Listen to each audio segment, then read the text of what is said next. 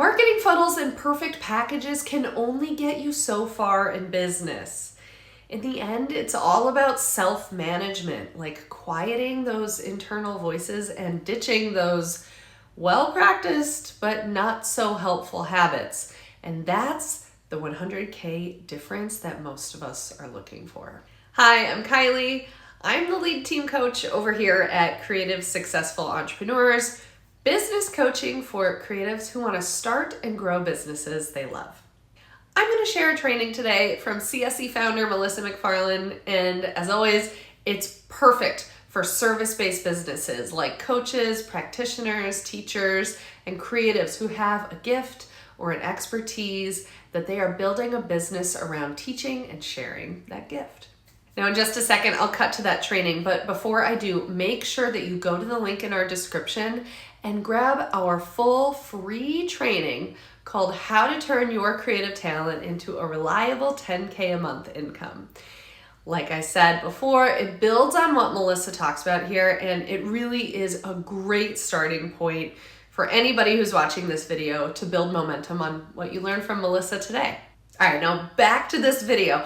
I really want to encourage you to watch this whole thing. Melissa talks about the impact of self-management and what it has on your bottom line, and it is a great message for everyone to hear. Whether you're just building a business, say you just got a coaching certification and you're figuring out how to sell your coaching, or you've been at it in your business for 10 years and beyond. It is a great reminder and lesson for all. So let's dive into what she has to say. All right, so we are looking right now, we're going to go ahead and dive in on the back of this interesting, juicy conversation we just had to take a look at what comes before all the marketing funnels and the perfect packages and all of that we tend to focus on, all the doing and the creating and the structuring in a business, right? It's before all of that stuff, we have to, and all during the process of creating those things, we have to self-manage. And self-management is such a nice little jargony word, phrase there, right? But what does it mean to self-manage? One of the best ways you can self-manage, and why we self-manage, so that we can become independent of anything that we're in relationship to in our business and frankly in our world. It is critical to be able to be independent, interdependent after independence, but first independence, free, able to stand on one's own and listen, absorb, respond, create, collaborate, those things that are so healthy in that interdependent arena, which is where you want to be with your clients. It's where you want to be with your prospects, is in a respectful, interesting, interested listening space, right? We want to be meeting each other in that equanimity. That causes peace. That brings power to everyone. And if we don't have that, there is no profit. I'm going to say it again. So the independence brings peace and power and profit. If we are making profit on the backs of, and I just spoke with someone in our community who says this has been happening in a different program that she was running in. If we're on the back of manipulation, coercion, any kind of I know better, I'm going to teach you, I've got the answer, or if we are participating in that, someone says they've got the answer for me, I'm going to get myself into this program, this supplement, this exercise experience, this whatever funnel, I'm going to put myself in that funnel, everything's going to be fine, and I am going to become dependent on that program, that coach, that supplement, that whatever. If anytime we do that, we abdicate independence and we find ourselves folding or merging into someone else's powerful offering, let's say, everyone suffers.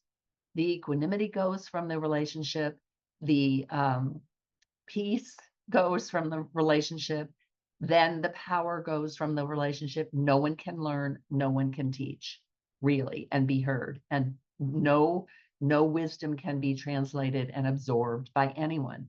And this is something that happens all throughout our business.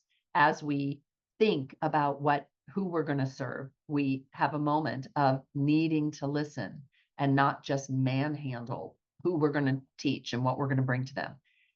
Once we're engaged with them, we need to continue to listen, to offer from, we need to listen to ourselves. What do we see? What do we hear?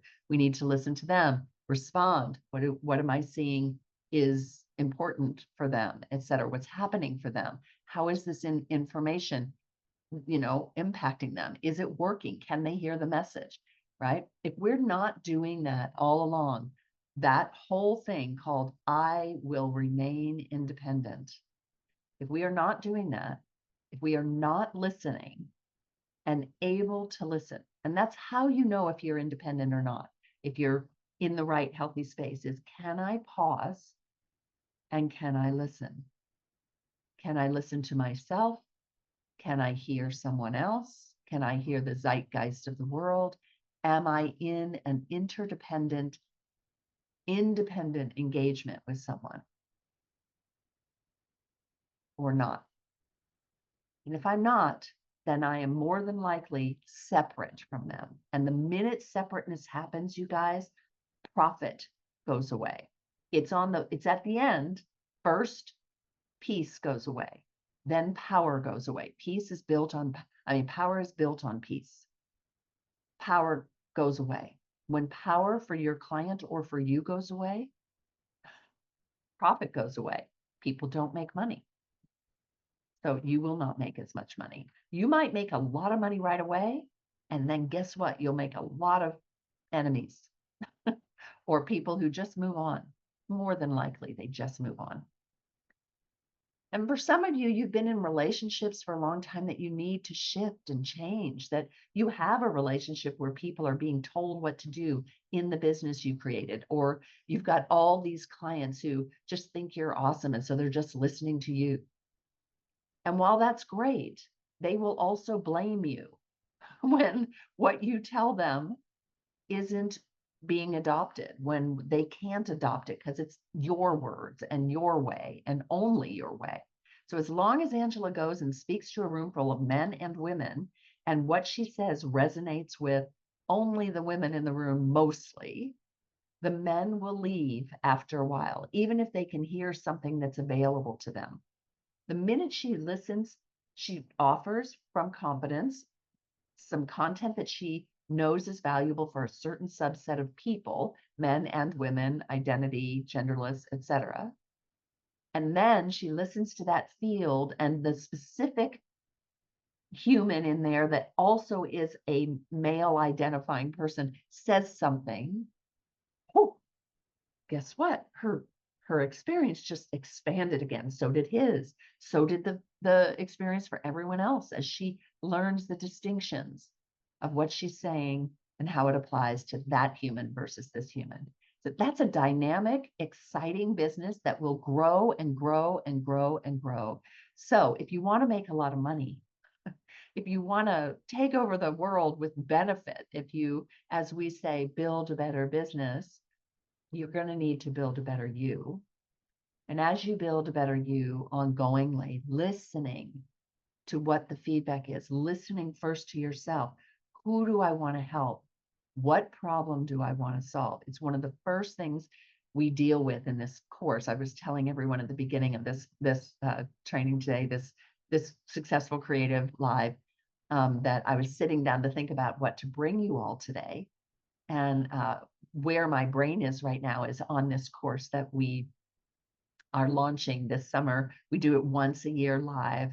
Usually this course is expensive and it's DIY, $2,000 DIY. You don't get to work through it and it's still really valuable. But right now we do this thing in the summer and I get to lead these live calls. One of the first things in those live calls that we deal with in the building blocks that we are addressing to get to that 10K per month is the target. So we're talking about, Angela came to the call today. She's addressing a female body and a male, men and women in the room, but she's more used to developing her content as a woman towards women. And so she got some feedback from a man that was really constructive, helpful, and she was able to hear it. Why? Because she had already done all of her work to get into the room. She listened. So she was peaceful enough to think, who do I want to help? What problem do I want to solve? And then to look out into the field of those people or that problem and listen and observe. She put her program together based on that. So this work I'm teaching you today, this thing called How Do We Make a Profit on the back of a great product and a great marketing funnel driving people to it, how do we get started and manage all the way through it to continue to make money, to expand that product and to go out and make more money with that product? How do we do that? We constantly return to this listening space. This is how we find our target at all. We don't want you launching out into the world serving someone you think will pay you money. We want you to listen to, who do I think I can help? What problem do I think I can solve, and who has that problem? Two different doorways into the same productive space for your business. Who do I want to help? Who can I help?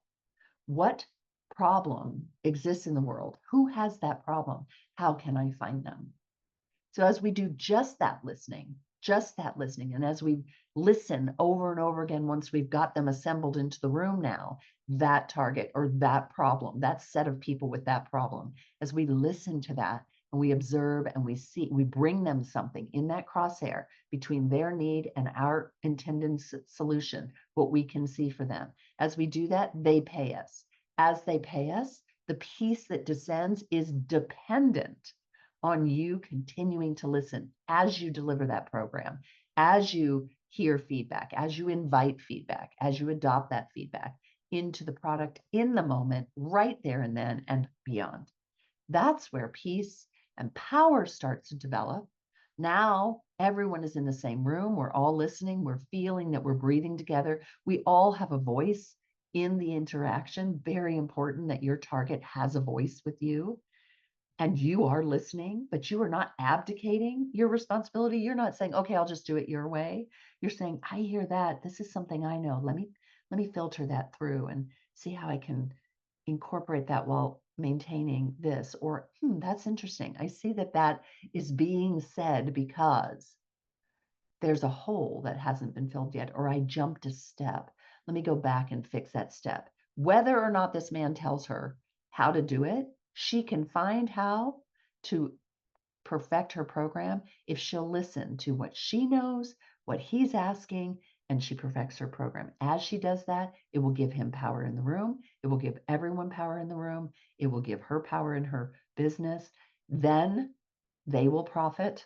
She will profit. Perfect formula. So this self-management, why am I not independent? Why am I feeling nervous and needing approval, needing to react and respond to my clients, needing to over deliver? What's going on that has me feeling not okay, right? How can I stabilize? How can I listen to and become independent of my fears, independent of the feedback that is uninvited and surprising to me, long enough to quiet myself? So the self-management comes with your own peace. The piece that starts is, what do I know? Where am I? What do I have to offer? What have I learned? Right? What are my talents? What are my skills? What do I care about in the world? What do I still care about in the world? What else do I care about in the world? Right? As we ask those questions, who do I want to help? Or what problem would I like to be a part of solving for the rest of my life or for the next chapter in my life? Who has that problem? Where can I find them?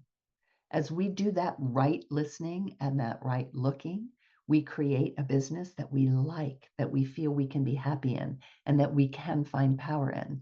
Then, as we bring our solution to that knowing, as we listen, as we ask that target a little bit more, tell me a little bit more, as we go through our personal inventory, what did I go through? If you're one of those targets, if you are one of those people, what did I go through? What were the steps that I went through? Lots of wisdom translates as we bring that talk, that presentation, that coaching program, that product, beautiful product out into the world. That's the process out into the world, your methodology out into the world. As we do that, and then we're confident, right? As we do that from that place, we are independent and we are able to listen. We have created something we approve of from a listening space and an interaction that makes a good product. Then we can take it out and we have the confidence, the separation, the power to listen again. How did it go? Does it work for you? Are you getting value here? Is it working for you? So, but if we are not listening, if we are needing to prove, if we are too dependent on reactive responses that people may give us uninvited or off, if we are serving everyone, not the people we really want to serve, we want to serve, if we are trying to get out to make money, but we haven't really thought about that crosshair of commerce between a real need and a very specific, accurate solution for that need, we'll build something general that doesn't really help. The piece will not be fully present for people. The power will not develop for people. You will not develop the methodology that is needed for them to get to the power, and the profit will not happen. So I hope this has been helpful for you all today. It's a very important first part. So let me just end with a little story on that, and then I'll take questions if you all have them. Happy to answer some questions in the space here. If not, we will stop. And for those of you that need to leave right here at the bottom of the hour, we understand. And so I want to encourage you all to begin thinking about what you are ready to receive now from this place, clarity about who you want to serve, clarity about what really their problems are, their challenges, their loss, their need, what you could do to solve that need, what methodology you've already been through, what experience you've been through, setting up that offer, setting up the way to go about getting to those people. All of that comes intuitively in that crosshair. Okay. So if you're in that space and you're creating from that space peace and independence, we will be profiting, right? We will be finding power. We will be profiting. So as you leave this call today, I invite you, I'll tell a little story about how that looks here over at CSE. But as you leave the call, go ahead and populate at least on a paper for yourself or here in the space, in the comment stream, in the chat box here. What are you ready to receive now? Which part of everything I said are you a little disconnected from? Have you got a peaceful clarity about who you'd like to help, who you already are helping? Is that who you want to help and can help the best? What problem are you solving in the world? If you're not clear, then let's receive some clarity.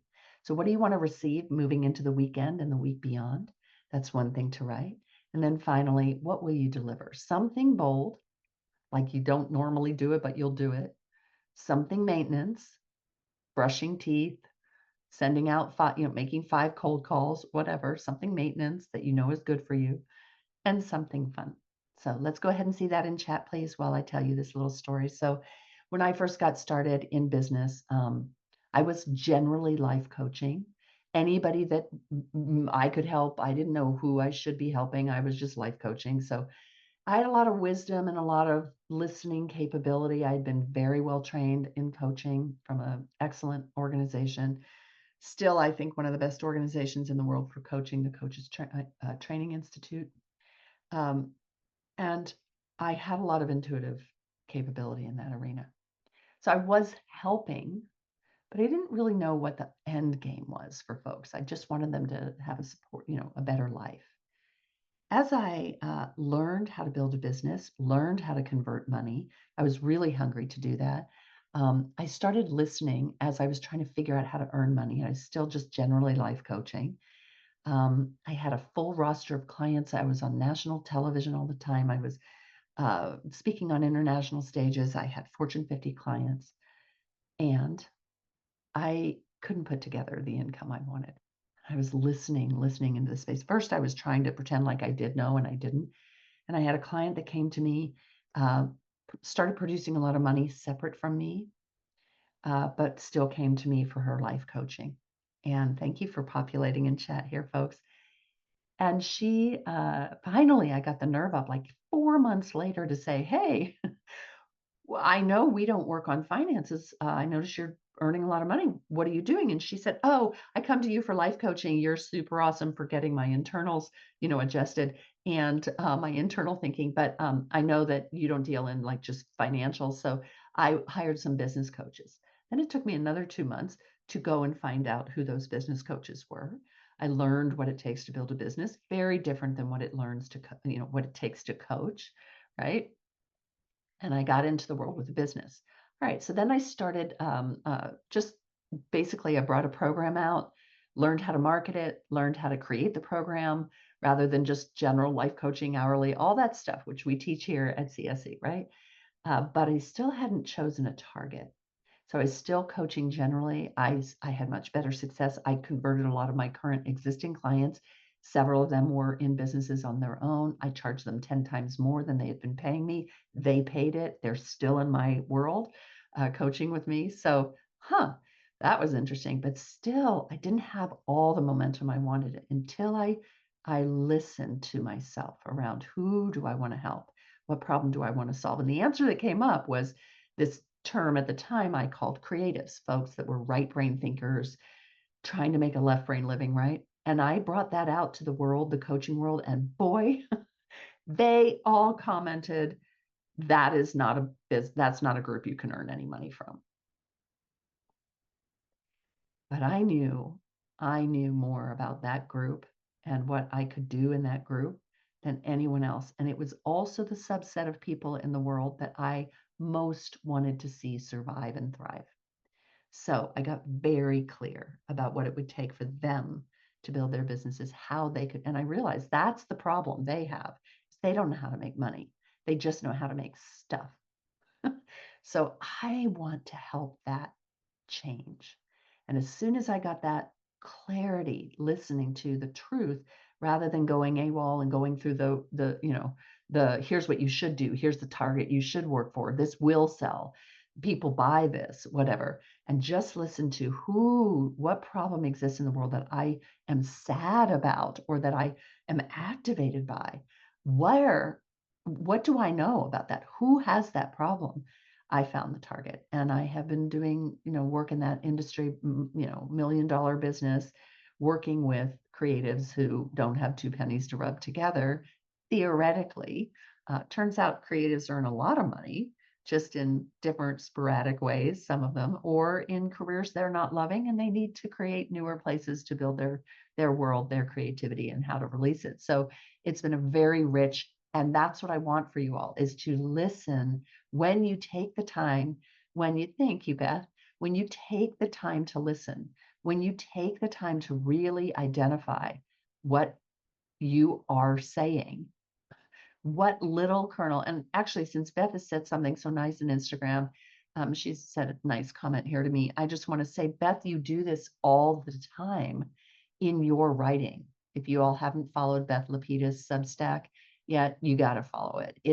She just listens so well to her curiosity. Something comes across her radar and she's like, And the way she sees the world, she's always listening and articulating and following the thread of the thing that confuses her or is like, I don't know about that, or wow, that's cool, or whatever.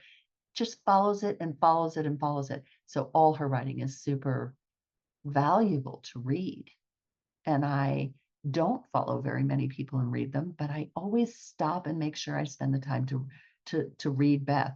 And I'll just give you all a little secret here. Beth is a client, has been a client in my world, et cetera. But I'll tell you, I don't read all of my clients' things on Substack.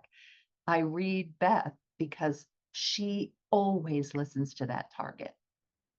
That crosshair. She's always writing in a crosshair of need and solution. Have a great weekend. For those of you who showed up here today, thank you for meditating and hanging out with us today in this space, hoping that it brought you some good learning today. Goodbye, everyone. Thank you so much for joining us on the Creative Successful Live and for participating. Mwah, mwah, everyone. We'll see you on the other side.